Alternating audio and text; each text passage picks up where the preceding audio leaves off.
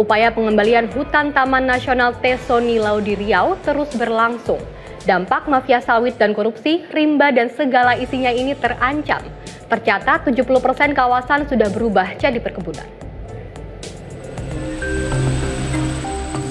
Taman Nasional Tesonilo masih berada di titik nadir. Salah satu rimba, rumah alami gajah Sumatera, juga flora fauna endemik sekaligus paru-paru bumi yang masih tersisa ini tergerus. Hutan teralih fungsi jadi lahan perkebunan sawit ilegal. Datanya, dari 81.000 hektar hutan, kini tersisa tak sampai 20%-nya, atau tinggal sekitar 12 ribuan hektar. Populasi satwa juga alam kian terancam.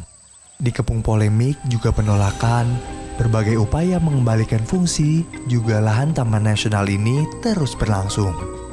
Di antaranya perkembangan, salah seorang pengusaha sawit yang selama ini gunakan lahan ini mengembalikan seluas hampir 400 hektar buat kembali jadi hutan konservasi. Selaku pemilik usaha ingin mengatakan untuk sukarela memberikan lahan ini kepada Satgas PKH dengan luas 401 hektar dan juga unit 1 traktor, 1 truk, dan juga barak, kantor, dan perumahan karyawan lainnya yang berada dalam kawasan Taman Nasional Tesonilo. Sudah berapa tahun garap ya Bang? Sejak Mei 2026 sampai Mei sampai Juni baru terrealisasi untuk lahan ini Pak. Penyerahan ini tanpa perlawanan, tanpa proses hukum, tanpa kompensasi. Yang tidak pada mestinya hutan Taman Nasional Tesonilo itu dikembalikan pada fungsinya. Sawit kita tebang, kita ganti dengan taman keras. Hari ini sebagai simbolis. Dan alhamdulillah salah satu dari pelaku usaha dan pemilik lahan sudah dengan sukarela memberikan kepada negara, mengembalikan lagi kepada negara.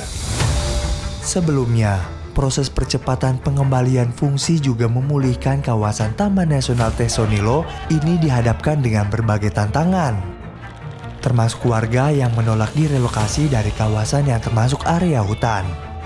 Sehari-hari warga ini bekerja sebagai petani sawit, yang berlangsung berkepanjangan buntut jual beli lahan ilegal. Petani pengolah lahan ini sebut jadi korban dari kisruh pengolahan lahan. Kami menolak untuk relokasi mandiri dan kami akan tetap bertinggal di tempat kami sekarang. Masyarakat juga ketakutan.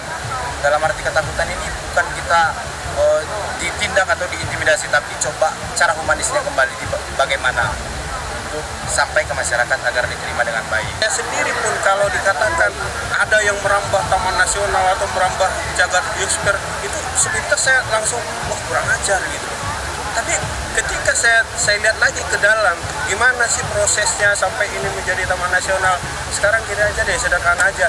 Ada 153.000 hektar areal di situ HBT yang sudah digerogoti oleh perusahaan.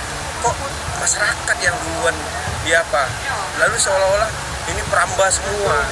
Pemulihan kawasan memang jadi keutamaan, sejumlah kalangan tekankan tetap berlangsung dengan pertimbangan aspek sosial seperti memberi jangka waktu layak bagi warga terdampak. Catatannya juga pengalihan dipastikan kembali jadi hutan. Jangan sampai diberikan kepada pengelola dalam bentuk dan nama lain, yang berarti hanya melegalkan perkebunan sawit di kawasan hutan. Oki Sulistyo melaporkan.